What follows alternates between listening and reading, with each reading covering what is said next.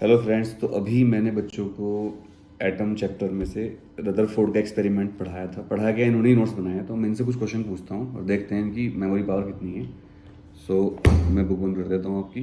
ठीक है, तो हम बच्चों को शूट नहीं कर रहे हैं, बस उनका आवाज़ आपको आएगी। तो देखते हैं बच्चों की रिकॉलिंग पावर कितनी ज़्यादा है। तो पहला क्वेश्चन आपसे है कि why this experiment was done. To find the structure of atom. To find the structure of atom only, और कुछ नहीं, क्योंकि इससे पहले भी थॉमसन वगैरह स्ट्रक्चर ऑफ एटम बता चुके थे। और न्यूक्लियस की डिस्कवरी की। न्यूक्लियस की डिस्कवरी तो हाँ ठीक है, कह सकते हैं। हाँ। तो एक मॉडल था प्लम पुडिंग मॉडल। किसने दिया था, आप बताइए त्यागी।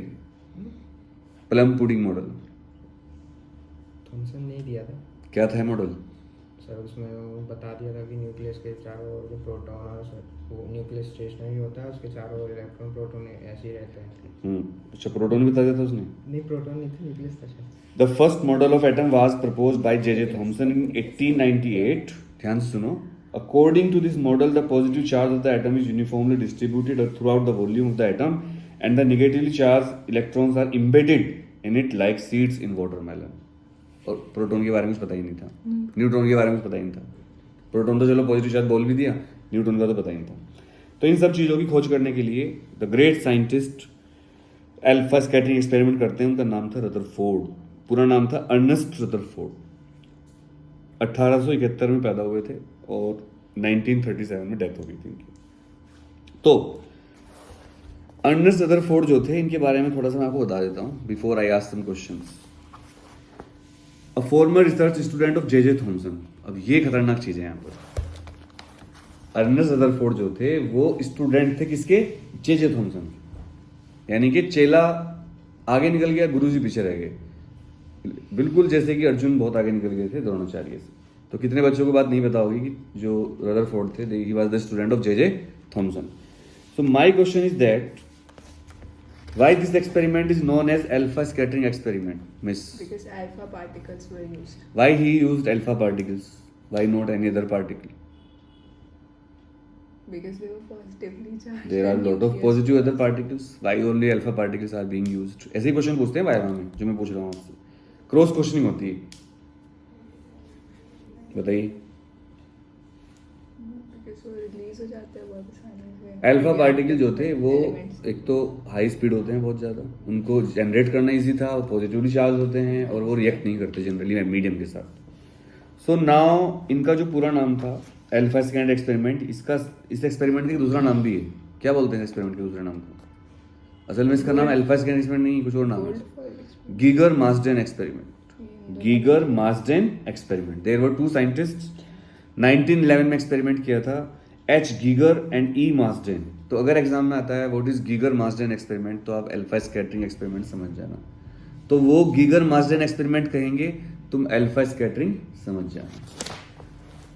एक्सपेरिमेंट को कितनी थिकनेस की गोल्ड फॉइल यूज करी गई थी? याद नहीं तो अभी तो लिखा आपने, भूल गया मैं। तुम बताओ। 2.7 into 10 raised to power minus 7. 2.1 into 10 to power minus 7 metre. बहुत पतली गोल्ड फॉइल। गोल्ड फॉइल ही क्यों यूज करी गई? और कोई मेटल क्यों यूज कर लिया? अभी आपका नंबर आएगा। तो पता नहीं। Very bad. हाँ, जे की तैयारी कर रहे हो ना, ऐसे करोगे जे की तैयारी। थ्योरी है ना। थ्योरी? अच्छा, थ्योरी से तो न्यूमेरिकल पैदा होते हैं। थ्योरी माँ है, न्यूमेरिकल बच्चे हैं। यस, तुम बताओ। क्योंकि रिएक्टिव नहीं होता शायद इसमें।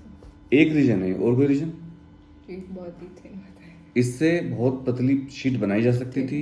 हाँ। नोबल मेटल है, रिएक्ट नहीं करती ना एटमॉस्फेयर से, ना पानी से, ना किसी और चीज़ से। तो ये बिल्कुल सही आंसर है इनका। अच्छा, एक बात ये भी है, जब अल्फा स्कैटरिंग पार्टिकल एक्सपेरिमेंट चल रहा था तो पता क्या चलता था कि इतने अल्फा पार्टिकल टकरा गए, इतने वापस चले गए? पता क्या चल रहा था? दिखते तो है नहीं। जो प्रैक्टिस था उसके सराउंडिंग में जिंक सल्फाइड की स्क्रीन लगी थी। क्या बात है। माइक्रोस्कोप के साथ। तो जिंक सल्फाइड की स्क्रीन पर फ्लैश पैदा होते थे, टकराने पर चमक पैदा होती थी, जिसको माइक्रोस्कोप से देख लिया जाता था। Very nice. सो इस एक्सपेरिमेंट में खास बात यह है कि इसमें number of alpha particles scattered and scattering angle का रिलेशन बहुत तकड़ा है, जिसके लिए हम ये ग्राफ बनाते हैं। आप लोग भी देख लीजिए, ये ग्राफ है between the number of particles scattered and scattering angle. तो इस ग्राफ को सभी को अच्छी तरह प्रैक्टिस करना है। इसमें 9 खाने इधर है, 9 खाने ऐसे हैं, स्क्वायर है, और इसको आपको 3-4 बार प्रैक्टिस करना है घर पर, और इसको करते ही रहना है एग्जाम तक। तो जो बच्चे जेईई की तैयारी करते हैं, नीट की, वो सोचते हैं हम थ्योरी क्यों पढ़ें, हम बोर्ड की चीज़ें क्यों पढ़ें, क्योंकि बोर्ड में 75% आएंगे तो भाई साहब आप एडवांस दे पाएंगे, नहीं तो घर बैठ जाएंगे। नेक्स्ट क्वेश्चन इज दिस,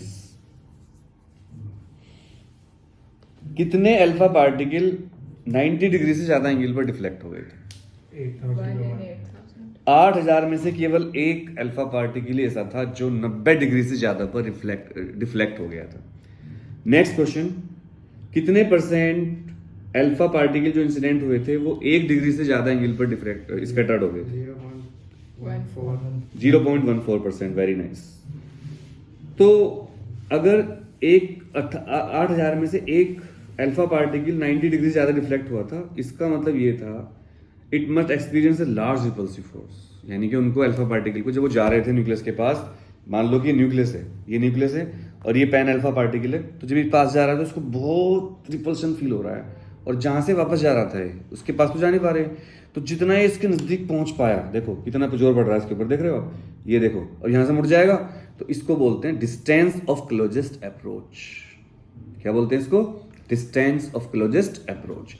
और जो अल्फा पार्टिकल आप मुझसे पूछ रहे थे इंपैक्ट पैरामीटर क्या होता है सर, तो एक सेंट्रल अल्फा पार्टिकल टकराया होगा, मुड़ गया होगा, टकराने मतलब मुड़ गया, एक गया हुआ ऐसे रिफ्लेक्ट होकर, तो सबसे पहला अट्रैक्ट हुआ उसकी तरफ, नेगेटिव चार्ज की तरफ, और ये सेंट्रल लाइन जो है इसके बीच की जो परपेंडिकुलर डिस्टेंस, इसको बोलते हैं इंपैक्ट पैरामीटर।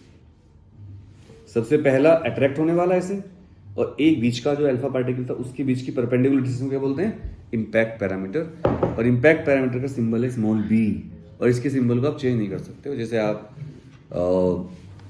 हम कर रहे थे यंग डबल स्लिट एक्सपेरिमेंट, उसमें 2 स्लिट्स के बीच की डिस्टेंस को स्मॉल d और स्क्रीन और स्लिट्स के बीच की डिस्टेंस को कैपिटल D कहते हैं, उसको हम चेंज नहीं कर सकते। इसमें कूलम्स लो भी आ सकते हैं। इसमें कूलम्स लॉ भी यूज होता है, मतलब उससे हम इंपैक्ट पैरामीटर का और उसका डेरिवेशन करेंगे। ठीक है, एक क्वेश्चन और पूछ लेता हूं मैं आपसे। ये क्वेश्चन आपसे है लड़की,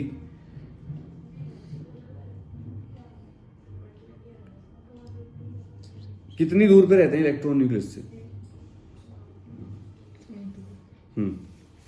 ये इस एक्सपेरिमेंट से पता चल गया था। 10,000 to 1 lakh times the size of the nucleus. तो एटम और न्यूक्लियस में बहुत डिफरेंस होता है साइज में। हाँ, जितना साइज ऑफ न्यूक्लियस है 10 to the power 15 मीटर, उससे 10,000 से लेकर 1 लाख गुना तक दूर रहते हैं इलेक्ट्रॉन न्यूक्लियस से, मतलब अट्रैक्शन के बावजूद भी पास नहीं जा पाते। तो ये था हमारा अल्फा स्कैन एक्सपेरिमेंट। इसके हम 2 डेरिवेशन कल करेंगे और इसको चैप्टर को आगे एक्सटेंड करेंगे। ठीक है, मजा आया? ठीक है, थैंक यू।